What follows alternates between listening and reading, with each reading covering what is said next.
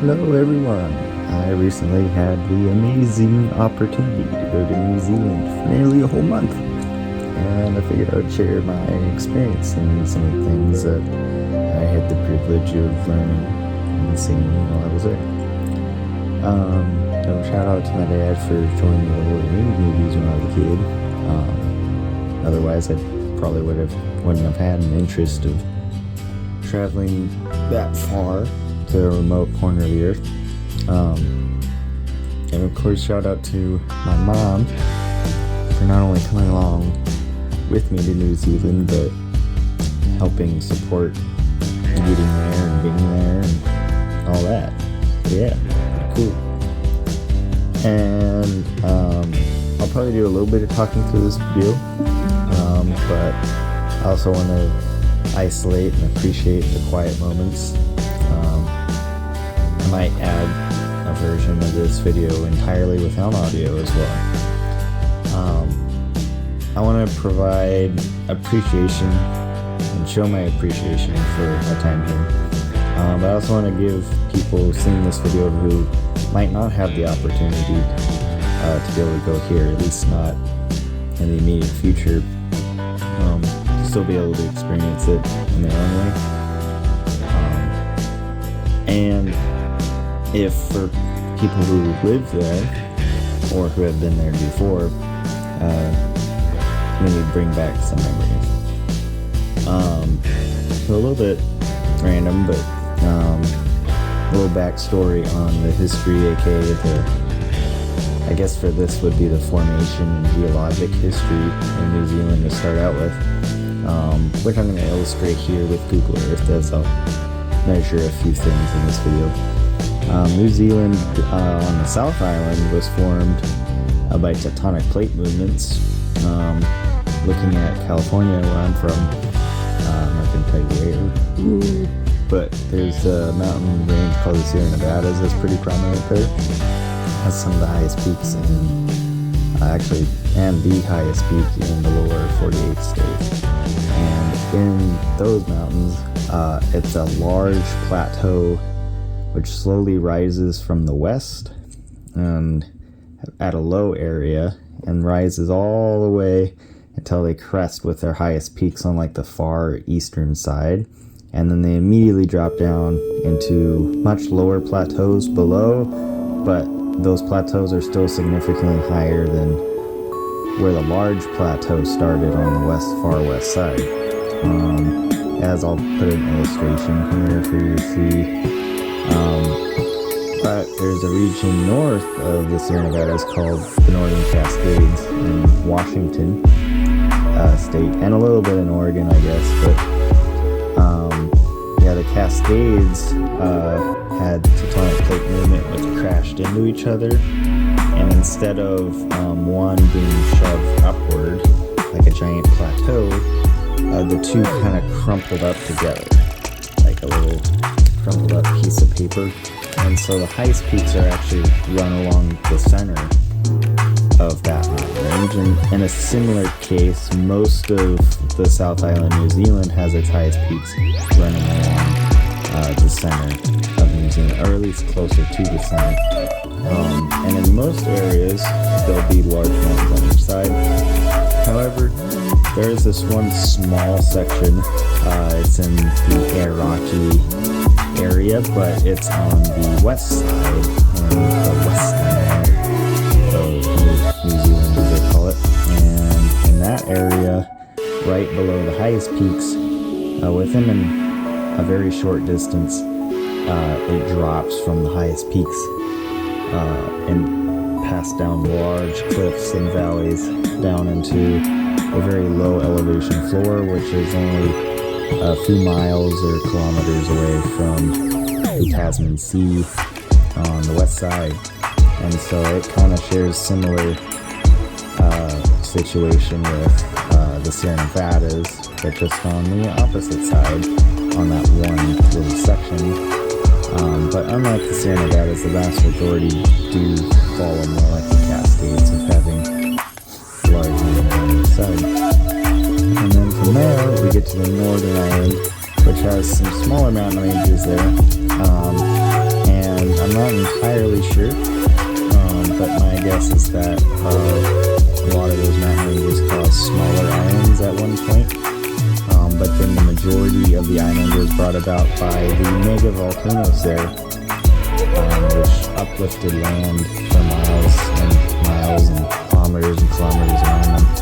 And those two, of course, are Lake Rotorua and Taupo. And put down your comments if you think that my thinking is right. I might not be. What was it? But yeah. So, and then there's some in Auckland too, I think. But those ones are extinct, whereas Taupo is a little active and Rotorua is very active on the North Island. You also have like small sections like the Taranaki region with its individual volcanoes there. Now, I'm not sure if both the islands were connected at some point, but a sign on the ferry that we took in between both the islands explained how the islands might be slowly creeping towards each other and might connect or reconnect. There's also deep glacier and volcanic and also human and cultural histories prominent on the island, but I'll probably go into those more as the video goes along. So without further ado, let's start the journey. So on day one, had to travel over the Pacific Ocean, and a nice little pit stop is Hawaii, and got to see some family there, got to eat good food, including mitsubishi, I think it's called, with spam, rice, and seaweed. Some wondrous lands there, which are also like the North Island of New Zealand, formed by volcanoes.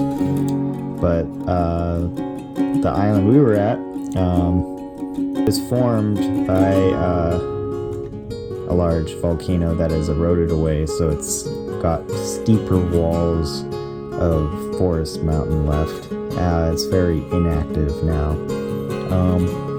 And it took 6-hour flight to Hawaii from California.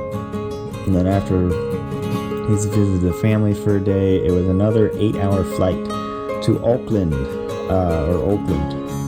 And in California we have Oakland, so we were getting that confused a little bit, which was funny. But yeah, definitely not for the faint of heart, flying that far. But it was very interesting crossing the entire Pacific Ocean. If I had been born merely a few hundred years earlier, I might not have been able to do that at all. Or even 50 years, I wouldn't have been able to do it anywhere nearly as safely as I would now. Granted, there was this whole story that came out about how planes might have like a critical failure put in place, but I didn't hear about that until I landed, so I had that to look forward to on the way back, but nothing happened. Spoiler alert. Anyways,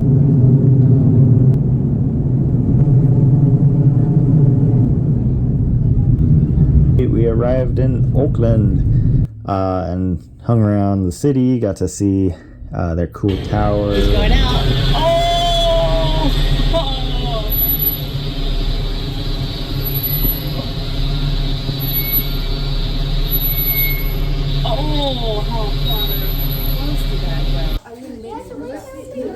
The zoo, I would say it's probably tied with the one I went to in Seattle as the best zoo I've went to, but I haven't been to a lot. Yeah. And then for people who are watching who's been to both, let me know what you think and what your favorite zoo out there is.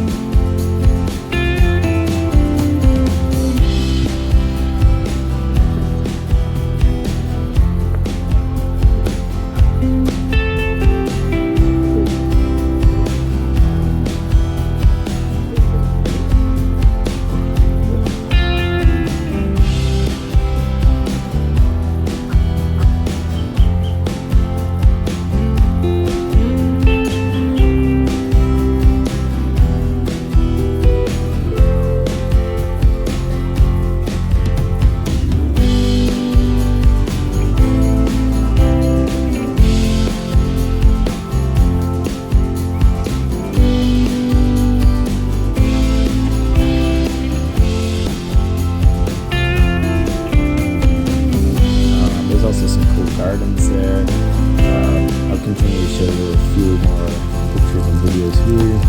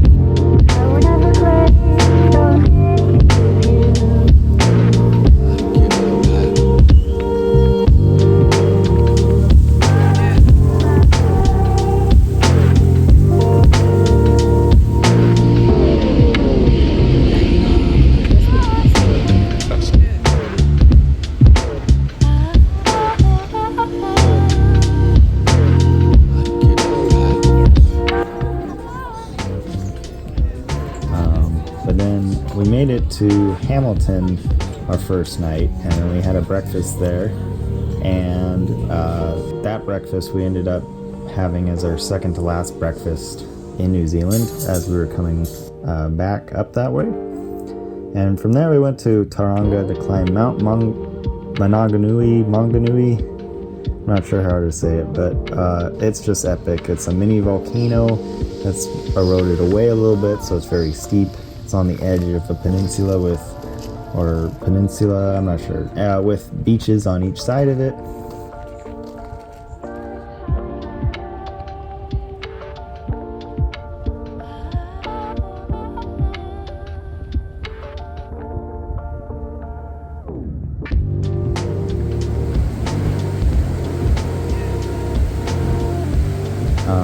From there, Rotorua, visit the Maori village tourist attraction called Pa Tu.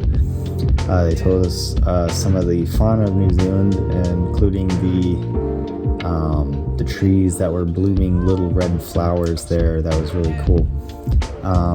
And also talked about the Manuka plant, which is Manuka flower. And the Manuka flower, the bees germinate to make Manuka honey, which has very good medicinal properties. Also talked about how the Maori used to use very painful methods to give themselves tattoos, and now a little less painful. But yes, and then of course they had to perform the haka, which was very amazing. But yeah, very, very great place there. Attention to what we do, as we might be calling on you very soon.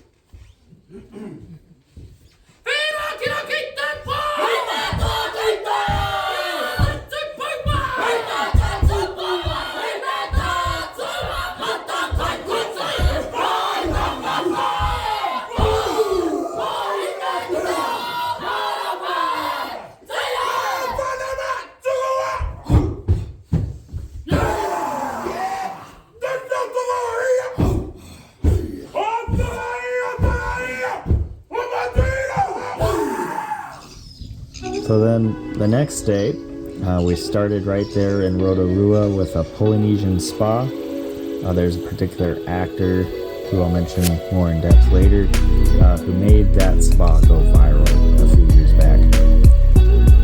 Then we went to the Thermal Wonderlands. It felt like Hawaii and Yellowstone at the same time. Some pretty cool stuff there.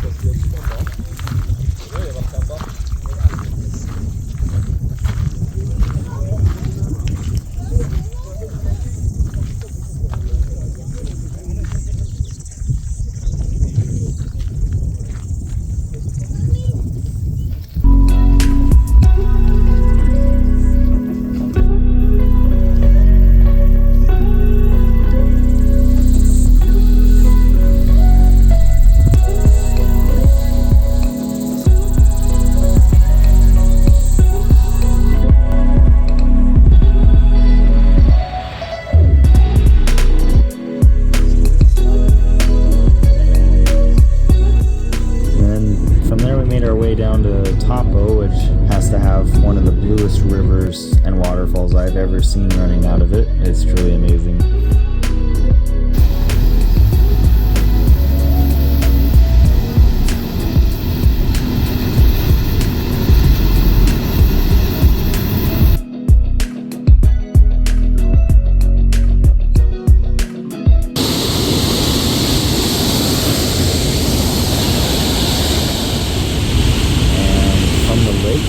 There's a bunch of volcanoes on the other side, as shown here. One of them being the highest on the North Island, with snow and glaciers clear in the summer.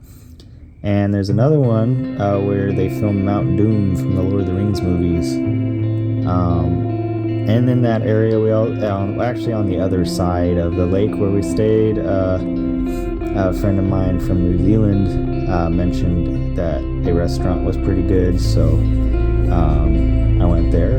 Yeah, pretty good.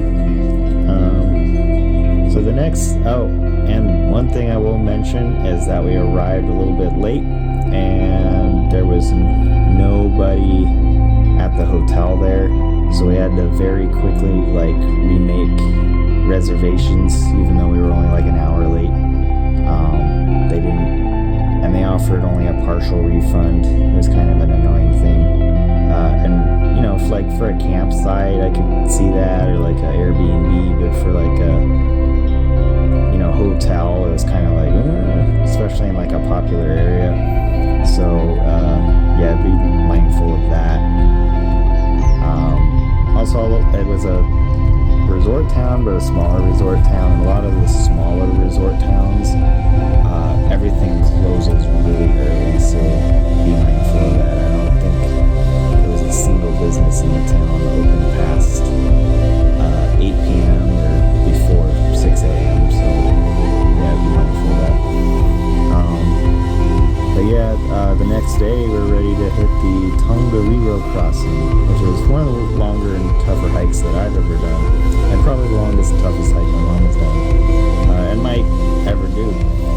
But she was very persistent, and she did it. So yeah, much of this area was used to film Mount Doom and Mordor in the Lord of the Rings movies, with the esteemed Mount, if I'm saying it right, Mount Nrawoi, which was Mount Doom, standing roughly 7,000 feet or 2,000 meters high, and much of the other peaks and plateaus only standing a little bit lower, and at times even the other larger mountain shown in the distance. Amazing volcanic features everywhere, such as vents and springs and lakes scatter the whole area, but I'll let the rest of this area speak for itself.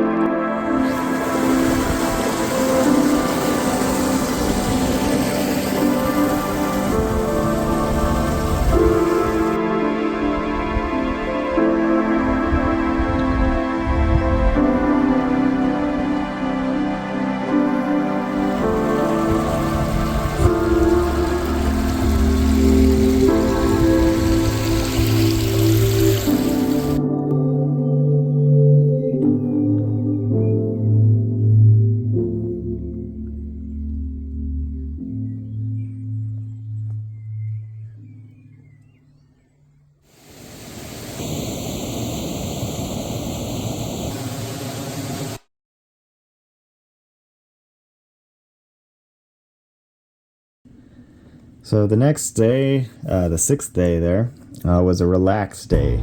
Had some breakfast. My mom convinced me to get a Thai massage from a sweet lady in the little town there. And then we made our way down to a town called Palmerston North. There is a Palmerston that's much smaller on the South Island. We went through it, and that was cool. But yeah, for the... oh yeah, we got to see a little bit of the scenes from the Two Towers, the Lord of the Rings movie, that involved the character of Gollum.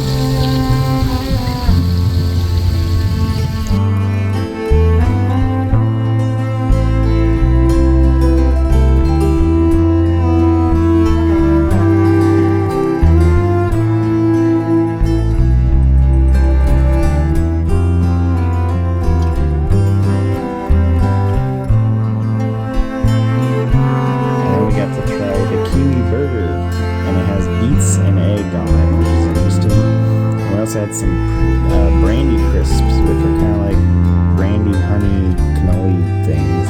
They're good.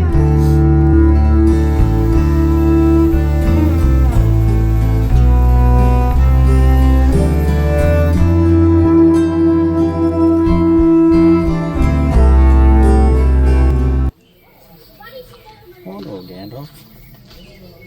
Is it left or right?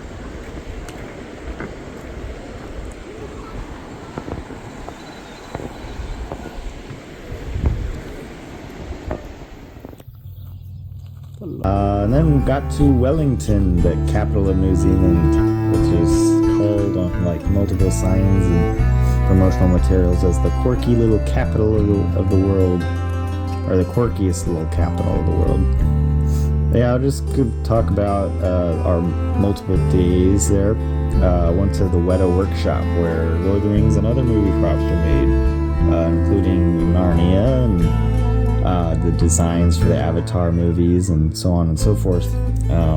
Got the One Ring. Had a fish sandwich from a restaurant the actor Viggo Mortensen said was his favorite restaurant, I think, if I remember that right. I'll put in the description or wherever if I did. Went to the museum and saw some stuffed kiwis as well as some really old Maori boats and sculptures which are really cool, and also even a New Zealand War Memorial exhibit which featured stuff that the Weta workshop made specifically for the exhibit, so that was cool. Got to go to the beach for the first time, well, second time, but first time hanging out at the beach. And had dinner in a fine establishment called the Hippopotamus. Really enjoyed that. Also heard some great music there, which I might be playing here if they allow me to.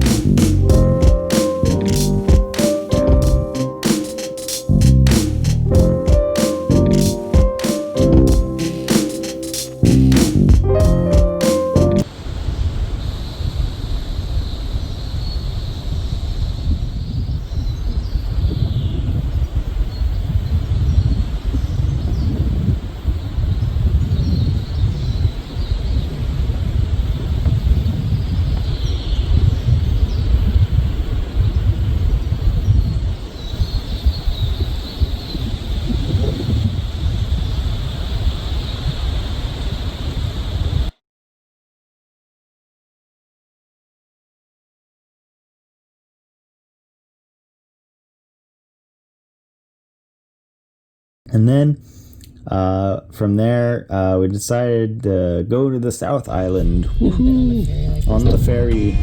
And that's where I saw the sign talking about how the islands were creeping up towards each other. On the North Island, it just has one bay. You can kind of loop around the bay. But on the South Island, on the northern part there where you come into, there's tons of fjords and inlets and all sorts of cool things, and whereas Wellington is probably one of the drier parts of the North Island, the northern part there of the South Island is not dry at all, and is quite forested and beautiful, and blue waters, some of the bluest waters you see. Pretty cool.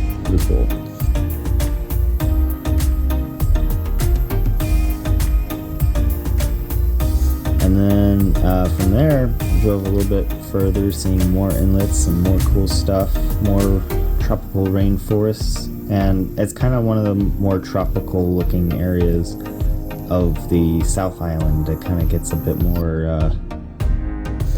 I forgot what the word is, but less tropical, but still rainforest as you go further south.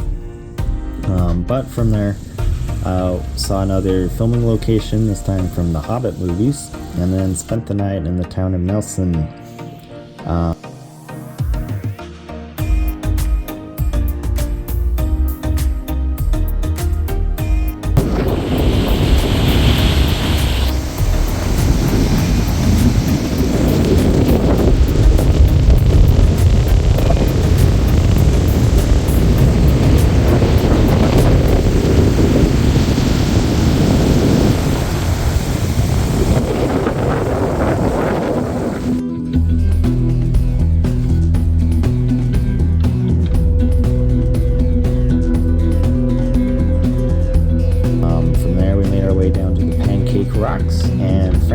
Joseph Glacier area.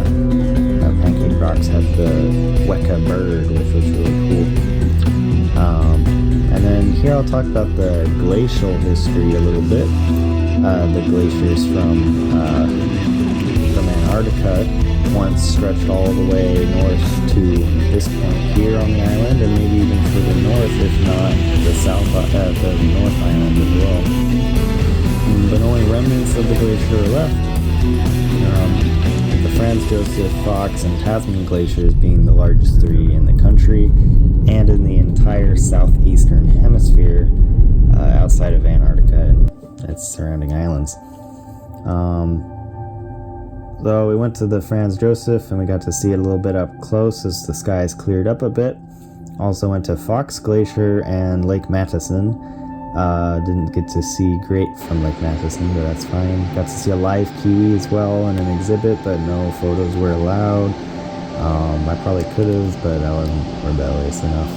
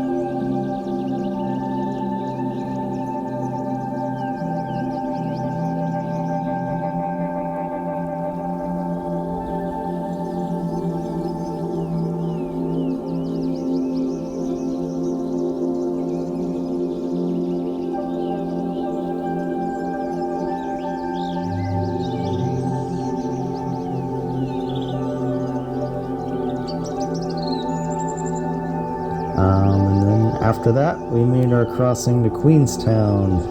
Got some salmon on the way, caught some lovely waterfalls and lakes, and it changes from some of the rainiest rainforests on Earth to very arid rolling mountain ranges with flowers all over them. Pretty cool.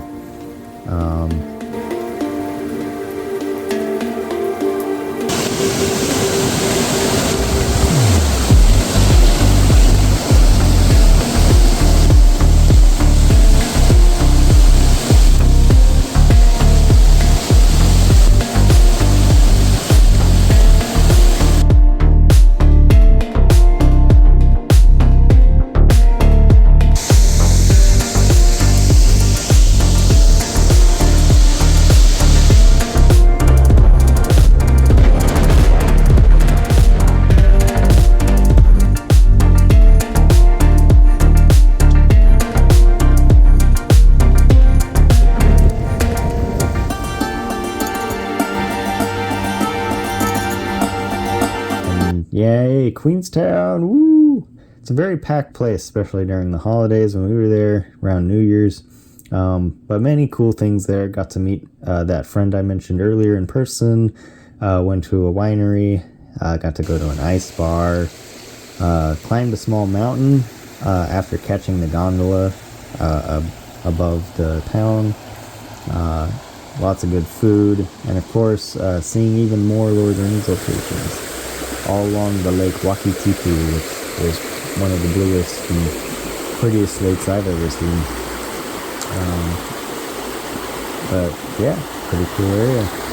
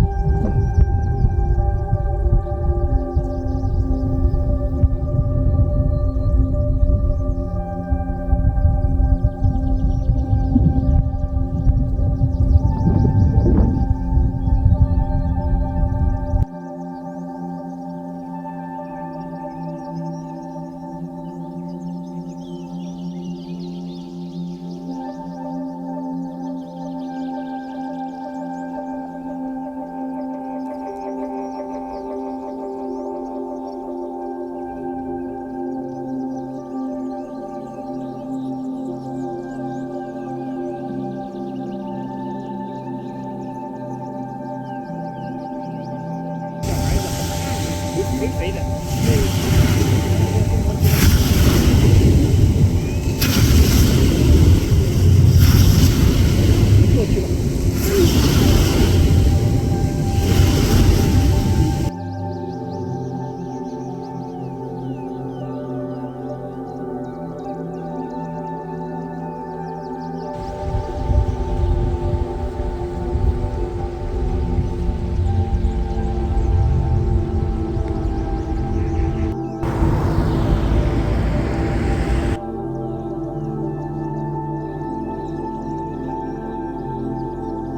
And from there, got to see some more filming locations on our way to Teana, or Teanau. Not sure how to say it. I heard some people call it Teanau, some people call it Teana. Teanau, I'm not sure. But I'm totally butchering stuff.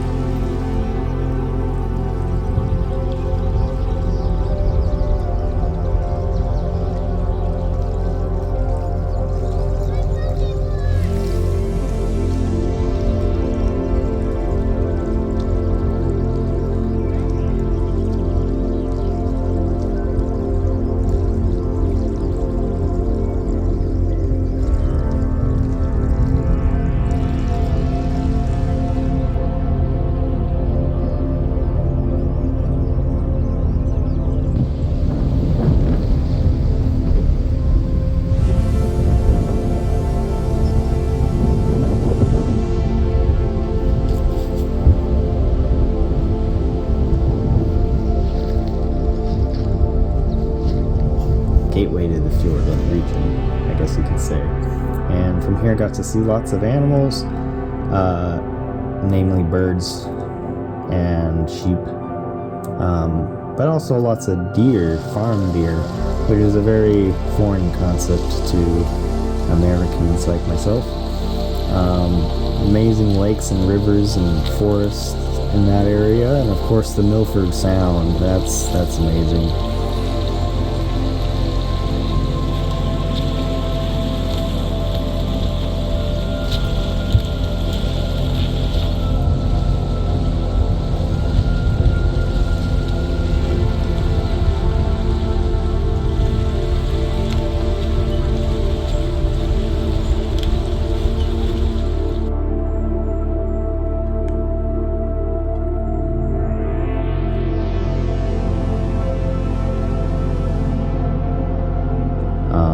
But also, who could forget the lovely little Bukeko bird statue in the center of town?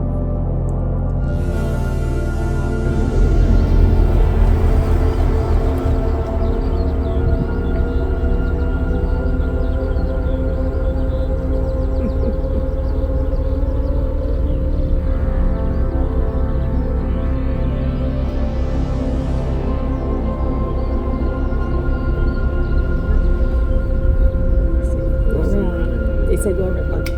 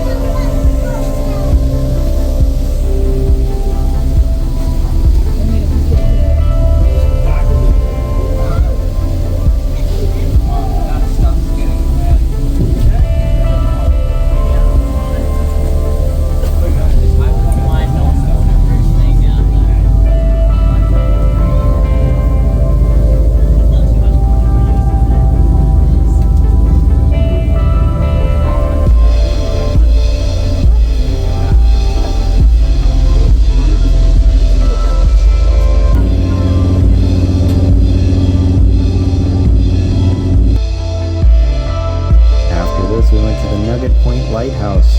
We got to see more seals like we did in Milford, and some of the most amazing coastline I've ever seen.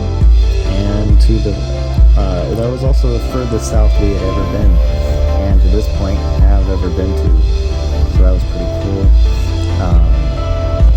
The Milford Sound lies along the 45th parallel, which south, which is similar to the distance, if I'm not mistaken, of Portland, Oregon north or thereabouts. So probably this area where we were at was probably about as far south on Earth as, say, Seattle would be north. So kind of an interesting look. However, the Southland is much more cold, so that, and a little bit bigger mountains, so that might play a part too. Anyways, well, for the most part, but yeah, and then what was it? Oh yeah, and then after that, he spent the night at the Larnach, not sure how to say it, Castle Stables. It luckily smelled a little bit less of horse than it once did, but it did kind of feel a little haunted, with the bathroom doors opening and closing really creakily in the middle of the night, but only like when you walk by it. Maybe it was like wind sensitive or something, but yeah, it was kind of funny. But yeah, Dunedin, the town of Dunedin, lots of architecture there. Had a lot of Scottish influence, because before the British came and kind of took over everything, the Scottish actually got there for a little bit and did a lot of lots of gold rush there, and there's some examples of that. Also, a common group of people that came there for the gold rush was the Chinese.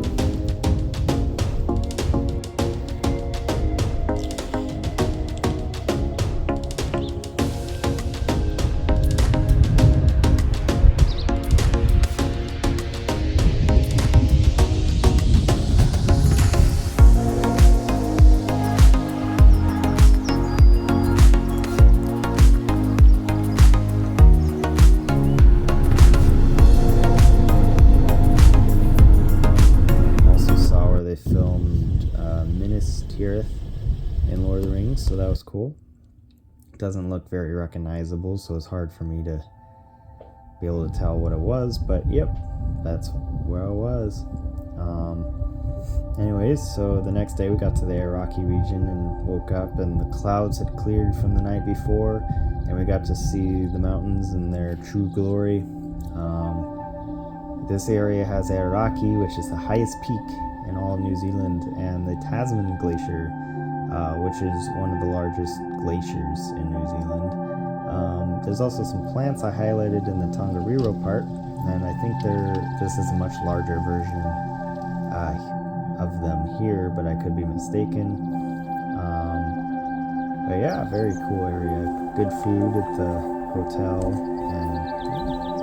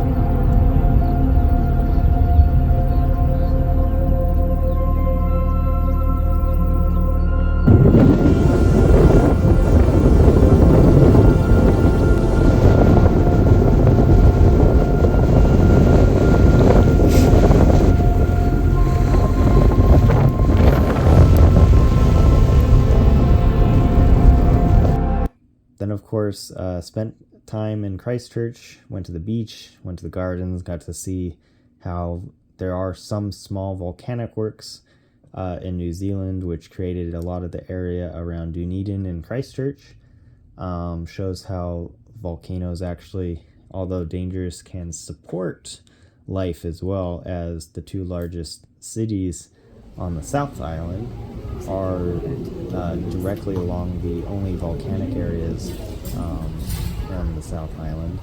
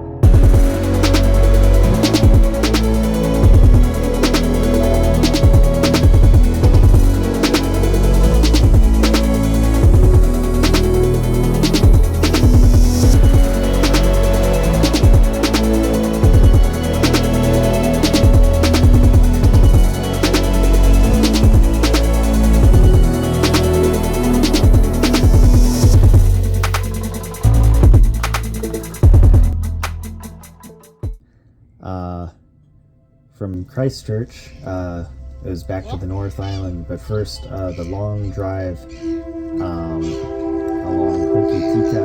No, not Hokitika, that was on the other side. Yeah, I always forget the name, but past the mountain of Manukau, I think it's pronounced.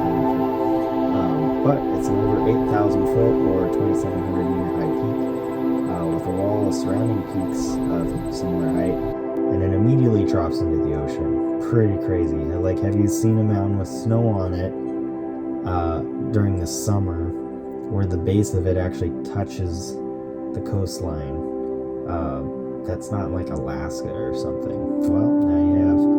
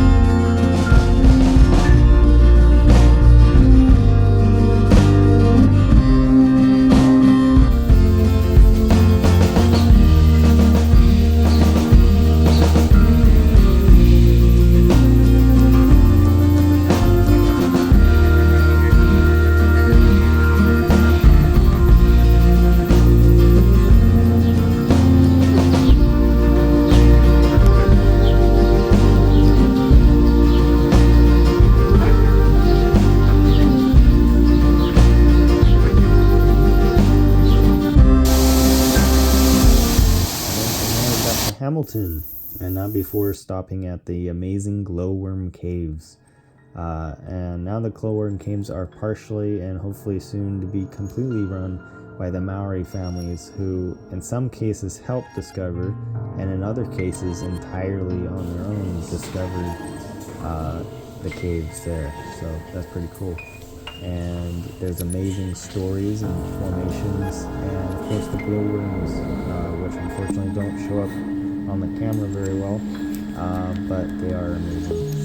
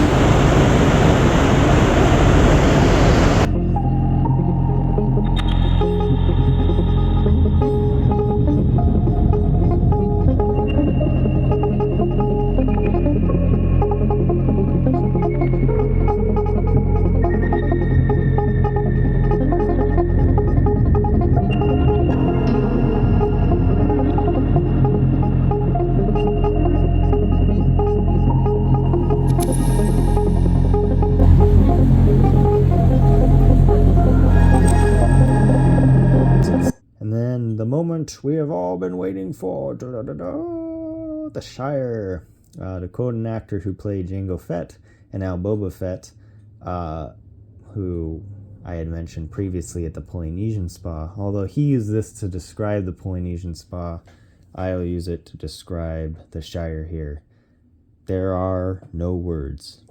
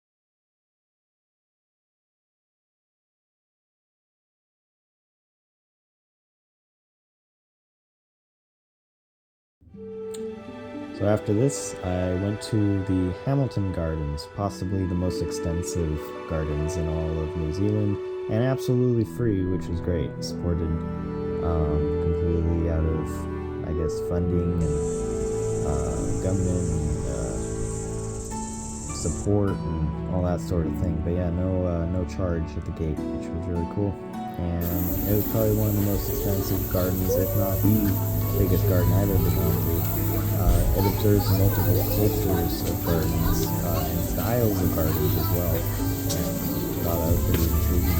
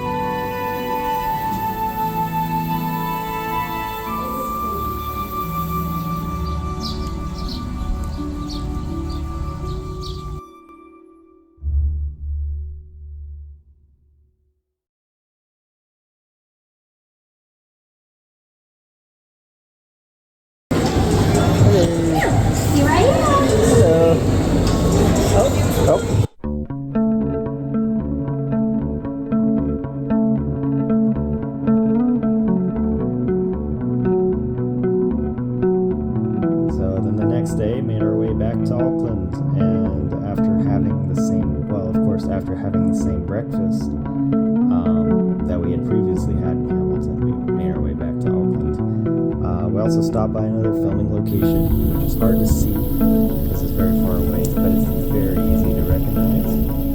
And from there, stopped by another beach, and then stopped by a waterfall, our last waterfall, before having our last hotel.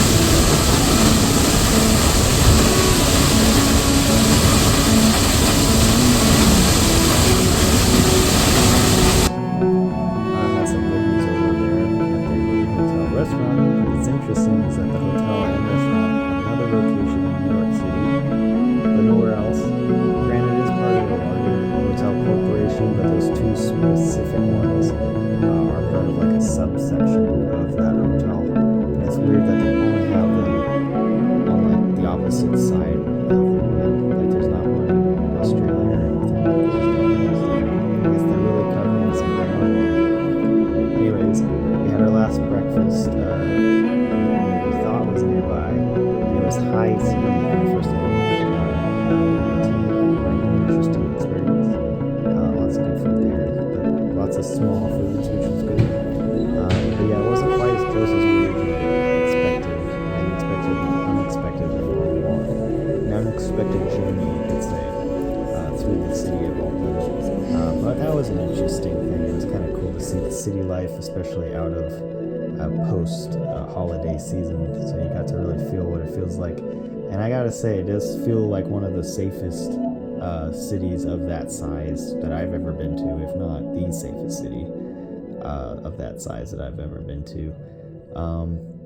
And then we made our way to the last beach that we went to, which is called Pa Beach. I saw some artwork in a little place there, and there's also this cool rock formation, and it could be a volcano, I'm not sure. Very cool. It was the last time seeing the Tasman Sea, which lies between New Zealand, Tasmania, and Australia, and our last time on the western side of New Zealand. So this was also, I guess the Milford Sound was the furthest west that we have gone in our lives as well. So that's right as we were leaving, we saw finally the elusive Keko bird, which I was worried that we might not see, because we saw the kiwi, we saw the weka, and the big three in New Zealand. And then we also saw, well, I guess big four, but big three non-walking ones. But we did get to see the weka. They were having a little fight here, which is kind of cool. At least I think it's the Keko.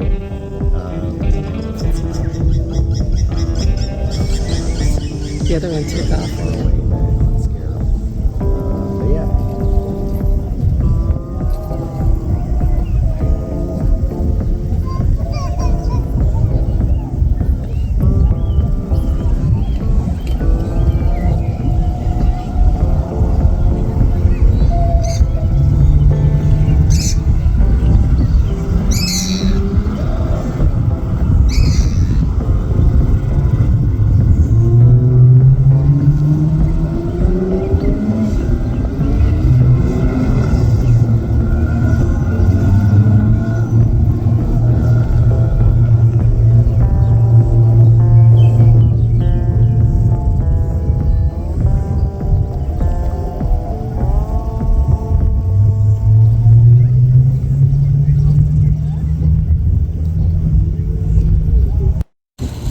Bye-bye, Betsy. From there, we dropped off the car and had McDonald's at the airport and began our trip home, which due to delays, less by us and more by the airlines, and people that weren't behaving on the airplane, unfortunately. And also a little bit of island hopping around Hawaii a bit. Got a little bit hectic, a little bit crazy, but we finally made our way back to somewhat on time.